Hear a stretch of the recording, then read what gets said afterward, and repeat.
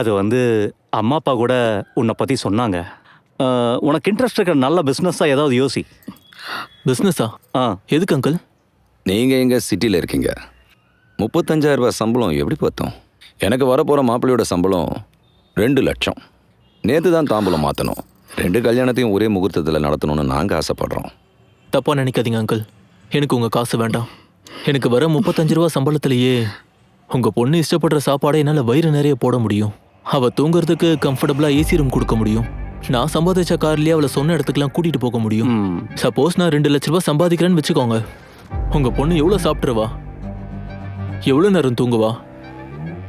கார்ல சீட்டு மாறுமா? 35,000 ரூபாய்க்கும் 2 லட்ச ரூபாய்க்கும் என்ன டிஃபரன்ஸ் அங்கிள்? சிவா, நம்பிக்கை மட்டுமே என்னைக்கும் சாப்பாடு போடாது. அதுக்கு பணம் வேணும்.